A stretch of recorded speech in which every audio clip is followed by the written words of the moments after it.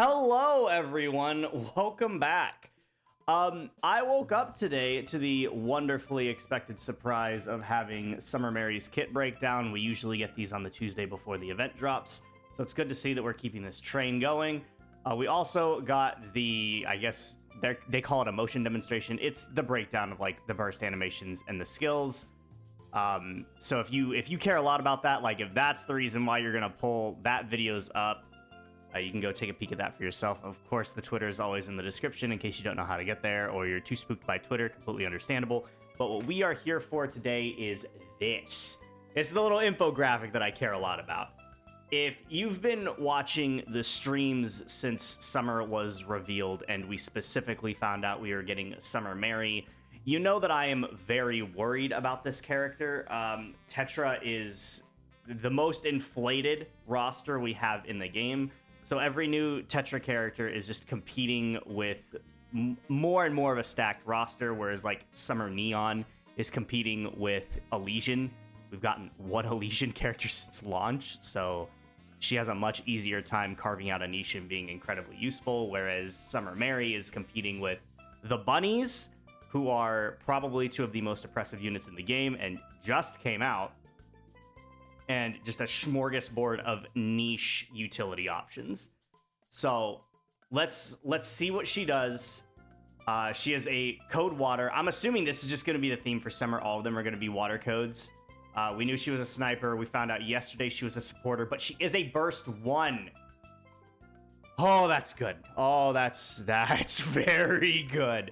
If she was burst 2, I was going to call her dead. Like, just dead on release. Burst 2 is going to be just no. She would have had a chance at burst 3 or burst 1. Burst 1 is definitely where I would have liked her to be the most out of the options presented. So hopefully with the synopsis we got yesterday combined with what we're about to read, I'm hoping she at least has a niche large enough to warrant pulling for her. Let's go ahead and take a peek over here. I just want to see who we're up against for burst 1s. Actually, let's go ahead and take supporters off. Let's see everyone. I don't want to weigh her against just snipers, so is there any standouts that I'm gonna feel like she's worried about? None of these. Like, Noise is solid. Like, she's really good in certain... Like, everyone in Burst 1 is just niche. Like, none of these are, like, the top 3 Burst 3s or the hyper-oppressive Burst 3 DPSs, the Burst 2 supports. Like, Burst 1 doesn't have, like, oh my god, if she's not better than Sakura, you can't pull for her. Like, Burst 1, you have a lot of wiggle room here. She'll actually be able to work with OG Mary. Okay. So I off the get-go, I kind of think she has a spot in like Tetra Tower. So that's really good. So she at least has like viability there, and depending on what her kit is, she might actually be able to do a little more. All right, let's go ahead and take a peek at her kit before I droll on too long. So passive 1 activates when entering full burst. Okay, so this is anytime you enter full burst, not just her. Affects all allies. Effect changes according to the number of activation times. So that is similar.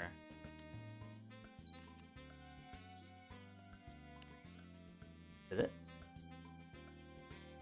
So this is like Litter's passive. And Litter's passive, as we know, is incredibly powerful. So hopefully this will be really good.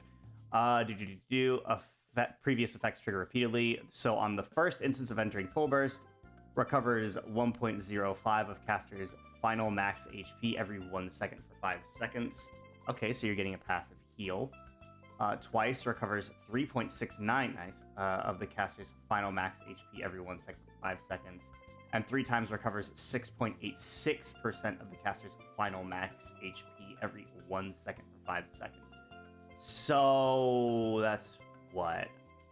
I mean, we'll just round down for simplicity's sake. You're getting somewhere in the ballpark of 10 to 11% max HP restoration every second for 5 seconds once this is fully built up. I mean, that's a really powerful heal. I mean, the first time you're probably not going to notice it too much on that first full burst, but by the time you're hitting second, and especially that third and going forward, yeah, that's going to be strong. I mean, we knew she was going to be healing, but that could be really good. But only healing, though. Okay, let's take a look at her second passive. Activates when using burst skill. Affects all water code allies. Affects changes according to the number of activation times. So this is specifically her burst skill. So the first one is when you enter full burst period. The second is when you are using her burst skill specifically. So she wants to be your primary burst one. Damage as strong element plus 20% for 3 seconds. Then it's 13%, 13.88% for 5 seconds, and then 8.36% for 10 seconds. Okay, that is a strong buff. Those all stack for their durations. So those first 3 seconds after you use her burst, once this is fully built up, that's nuts. So that's what, 41%? 41% rounded down? So I don't have to think about decimals. 41% for 3 seconds.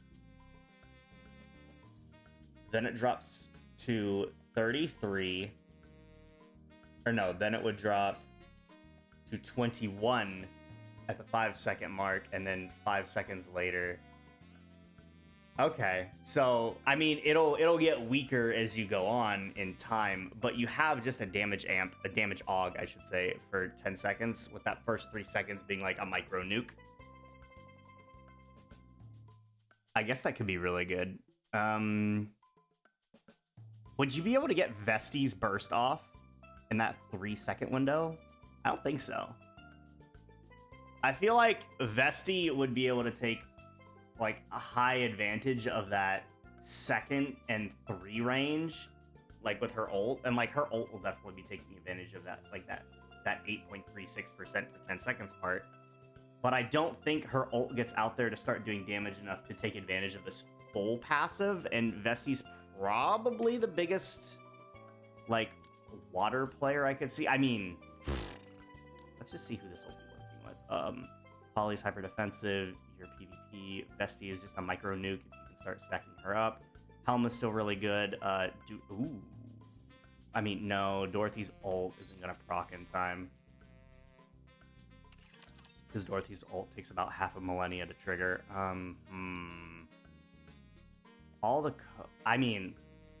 I'm looking at this roster, but we know Summer Neon is going to be water code too, and Summer Neon is sounding like discount Modernia. So, I mean, I'm looking at this and I'm thinking it doesn't really have too many insane partners to work with, but in about a week, I might be saying that if you put Bay Goddess Mary next to Neon, you're just Control-Alt deleting anything that's weak to water. So, who knows?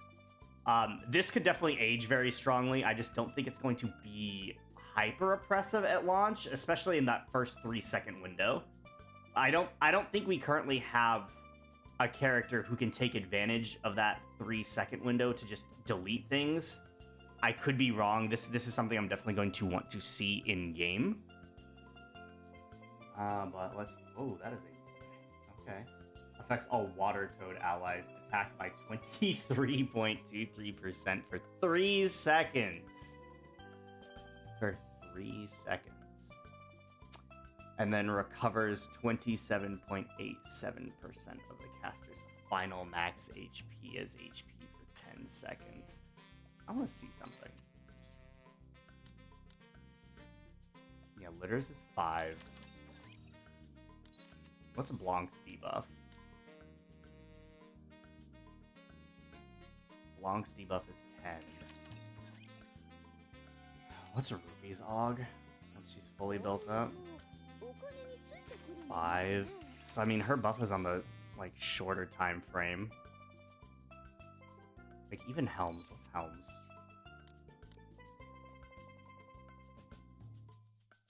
Helms is, I mean, it's a smaller number, but it's for 10 seconds, so you have more wiggle room with it. I mean, stacked with Helm is probably really good. 3 seconds. But man, that is a big number. I feel like her burst is missing things. Like, I mean, the attack amp it's a big, strong amp, and you're recovering a good amount of HP, but I feel like her kit's missing something, you know? Like, skill 1 is just covering you every time you enter full burst. Skill 2 is specifically when she enters. I mean, she's on a 20-second cooldown, so I mean, at least her passive isn't dead. If this was 40 seconds, I would be crying. But, like, I mean, Litter gets around this because hers is 5 seconds, so you actually have it up for a long duration. 3 seconds just... That 2 seconds matters. I mean, that 2 seconds is big. I don't think she doesn't scream busted. She doesn't scream bad. She seems upper okay to lower good. But considering it looks like all the summer events are going to be water codes, this could just be a prelude to the monsters we're getting. And if Summer Neon turns out to just be like discount Modernia, but when you pair her with Bay Goddess Mary, she's gonna be outputting ludicrous damage. We'll have to see. I'm not blown away by what I'm reading, but this isn't like Rosanna. I'm not looking at this and just wondering where it all went wrong. She has tools here. For someone that wants to be the one that you're only using their burst for, like, she wants to be the only one you're hitting her burst. Like, she wants to be run on a mono water team where she is your sole burst one. And I just feel like her burst one is lacking a little bit. But, I mean, who knows? I don't think you're going to die using her. You're getting so much healing. Because you're getting healing from her burst for 10 seconds. And then her passive 1 comes in to continue healing you for the first 5 seconds of that 10 seconds. So you are getting a lot of healing. You are healing a lot. And you're getting like a decent attack amp for 3 seconds. And then... we'll see. I need more water codes. I need to see the rest of the summer units. She could be busted. She could be incredibly busted on a mono water team. But where are you running mono water right now? I mean, if she Heike came out a week ago, she would have been stupid.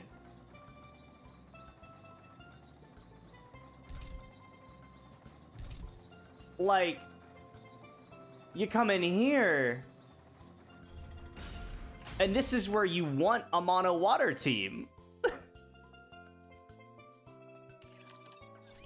Like, maybe you change... I don't know. She's probably still gonna be, like, default burst 1 for, like, Tetra Tower. Just off of her healing, she's gonna be keeping your Tetra team alive a lot more. What are Tetra water code bursts? Like, what are your options there? Oh. You just have nothing. Okay, so in Tetra Tower, she's currently useless. At least her passive 2 and the first half of her burst are just semi-dead in Tetra Tower. That's good to know. So she is definitely going to be a Union raid, solo raid, like, standard raid boss deleter. And then, like, special interception deleter. Currently, Tetra Tower, she's kind of dead in the water. You're really only going to be getting that healing from her. All right, I'm not super sold. I want to get my hands on her. I want to use her. I want to see how well her, like, first half of her burst and her second passive stack up.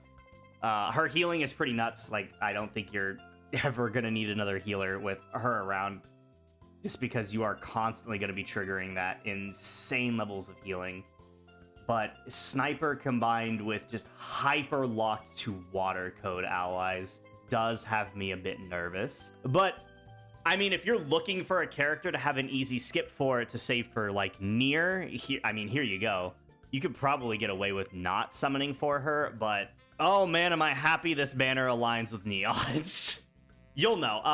I think if you're in the boat where you're not super convinced yet, you can wait a week.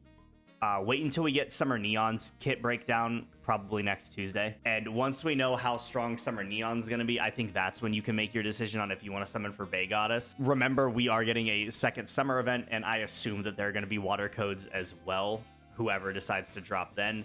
So, I mean, Bay Goddess Mary by the end of July might be just an insane support, but as of right now, I do not. I see her being a good support, but she just lacks the offensive powerhouses to really make use of all of her kit effectively in all forms of content. But we will see. I'm not impressed, but I could be. Once I get my hands on her Thursday and we start using her, we'll see. With that being said, though, if you like what you saw, thumbs up, sub, drop a comment. What are your thoughts on Bay Goddess Mary? Let me know down in the comments below. You could swing over by twitch.tv/Broday to see me actually get my hands on her and start using her and damage testing her. I will be taking her into a long list of content so we can see where she actually stacks up. And since we are getting since we are getting standard raids this weekend, I'll have plenty of chances to work with some buddies to use her and see what she's actually capable of. But with that being said, that's going to be it for me today. Sub to keep up with me. Follow me over on Twitch, Twitter, all that jazz. And I will talk to you guys in the next one. Bye.